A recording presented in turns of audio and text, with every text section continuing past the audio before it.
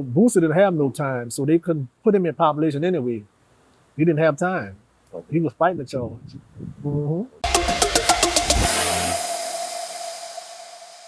Speaking of Angola, and I got two questions. I got a question I don't think nobody's ever asked these ones. I'm gonna ask them today. Okay. But Boosie's headed to prison on that plea deal. What are y'all's thoughts on that? On one hand, I don't believe he's gonna do time because he's been to that White House. I believe he's gonna pardon. But on the other hand, he don't do no more than a year if he do. How you feel about him going? Like I always put it on nobody. Okay.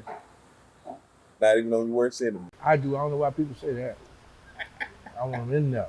Suffer. I prefer him these days than okay. So go to prison and suffer. Okay. And this question I've been wanting to ask. I said, everyone always asks Terrence. They always ask Gangsta about Boosie. And him and Boosie got into it for about 2 months? How long was y'all beefing? About that protective custody. I don't know, it was a minute though. Boosie want to keep my career off. Exactly. He got him jumping. So I'm gonna ask you this question. I listened to an interview. You said that pretty much you were working with people who were on death row, guys that did horrible things. But to me, when I listened to you, it sounded like you had the keys to the prison, pretty much. Like you knew what was happening. Right. I'm asking you that was in Angola. Was Boosie in protective custody? No. Okay. He was not. No. Okay. So we can set that record straight. He said it and Gangsta said it as well, but I'm like, you're the only one that I know who was probably in Angola during that time. So this coming from the mouth, from the faucet.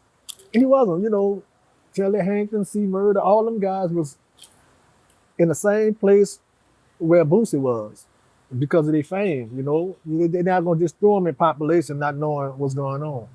They never done no celebrity that. So they're not in there with y'all, but they're in a section with them. Yeah, they're on the death row. There's a tip called CCR. CCR. Where death row is located at.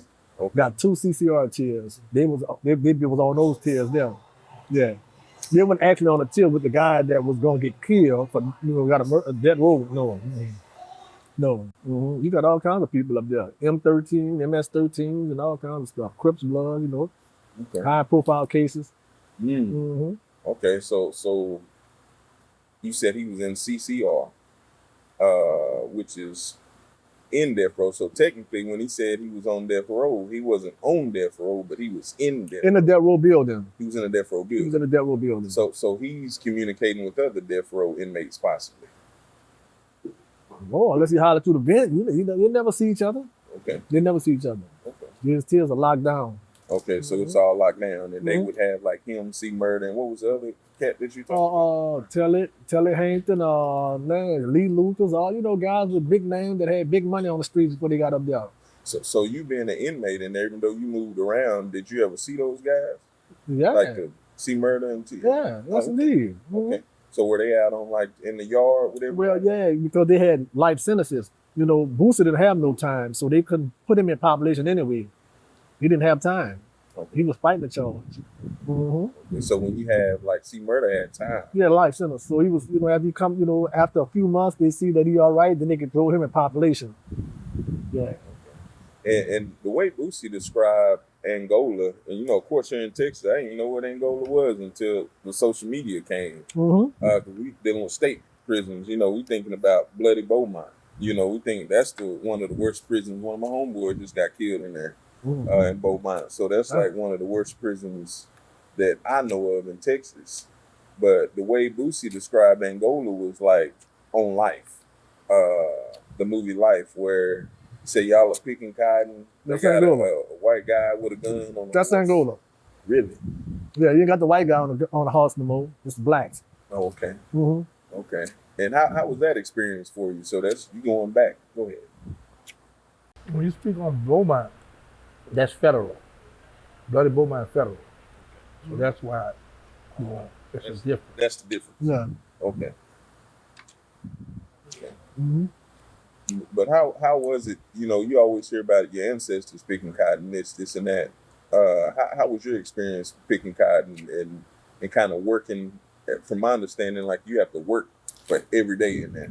I didn't have to do as much work as other guys used to have to work because I used to use my size up. Like I was too small, I couldn't do this. The free man would be like, oh man, that's a little man, you can't be doing all this and that. And the free man used to give me a pass all the time. So I got out a lot of work behind my size. Yeah, they got them tools cutting down trees and all that. I'm acting like the tool too heavy.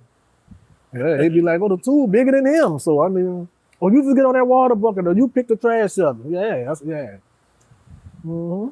And you know, you said that you were in there and you were working on that death row unit. Yeah. And you talking to these guys who killed their families. What are some of the worst things that you've heard while helping and working with them? And did you see a difference in them that you saw in regular population inmates?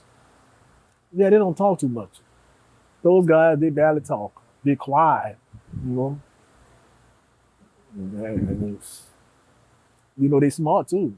A lot of them valedictorians and stuff like that, wealthy family, that's where they come from. And a lot of them been molested as a child. Yeah, a lot of them. And serial killers and rapers like Derek Lee, man, it was cool, you know. Yeah. You and who? Derek Lee, that was a serial rapist. Really? Mm-hmm. And black guy from Baton Rouge. How was he? You know, was he a cool dude besides all that? He was cool to me, but a lot of people ain't like him because he always gave the police a lot of problems, and people ain't like that by him giving the police. He always complained a lot about everything. You know, if you bring his food, it's cold, he gonna say something about it. Most dudes will just take their food and eat it. You know, it's cold, You know, because they get all your treatment on that road. Mm. Oh yeah, when the inmates say something, they gonna listen. So royal treatment. So you know, dive into that a little bit more. So if you're on death row, if you say something, they actually listen compared to the because you have all these attorneys come and visit you all the time. They know, them attorneys don't play them. And what's some of the worst things that you heard from one of those death row inmates that they've done? Well, I know a guy, man, it was cool. He killed his whole family, blew the head off. Mm-hmm. Grandma, all of them. Then I was in a cell with a guy who killed his mother and her boyfriend because he had a relationship with his mother. Mm. The guy had a relationship with his mother, and when his mama got a boyfriend, he killed both of them. Really? Mm-hmm. They were white guys, dude, but I mean. And tell me this: